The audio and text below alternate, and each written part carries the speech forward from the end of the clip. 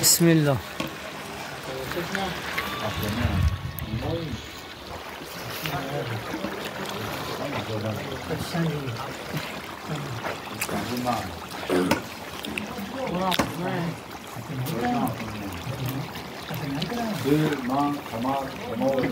دوستو برای سحری خوری آش آماده کرد شده.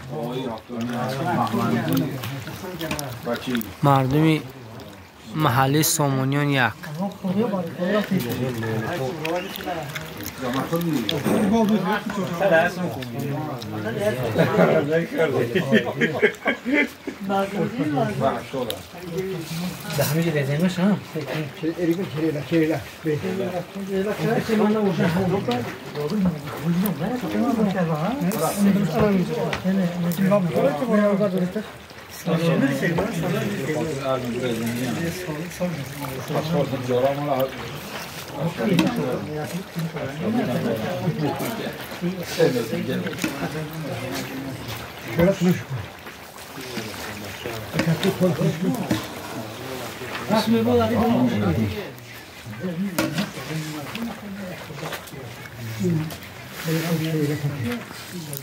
او işparti.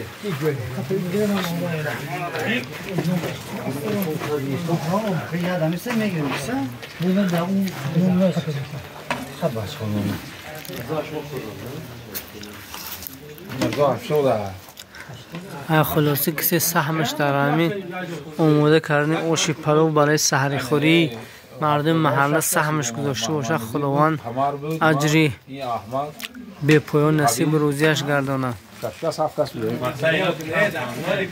خداوند مهاجرین ما را که بسیارتر کانال ما را نگاه میکنند در پای اسمش نگهدار شود و خودی کارشان بخیر گردانه. خدا نگهشان داره همشان در جایی که نباشند.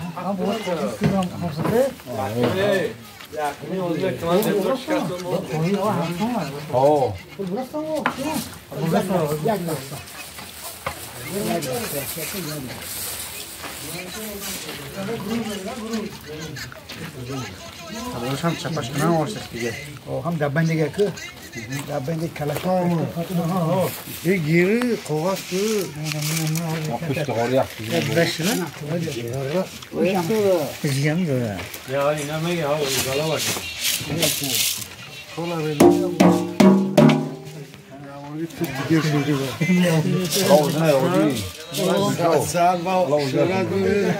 احمد شهر بریم که احمد خادی لوچردارو باشه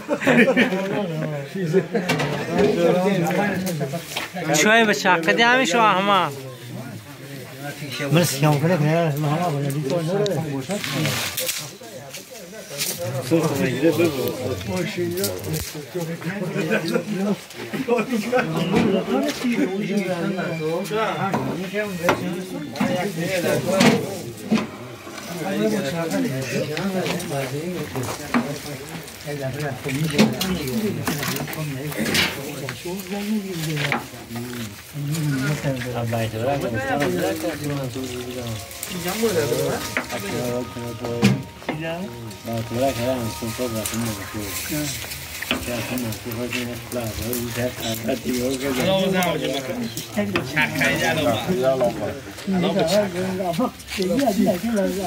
شورا جان تجربه داشته یا شما؟ چه سادی با معلم بس کردم همین بار فایده بار برش کلام بکرد این خونه دایر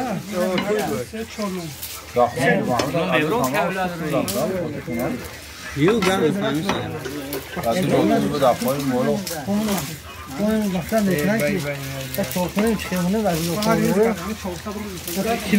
بودی انکا؟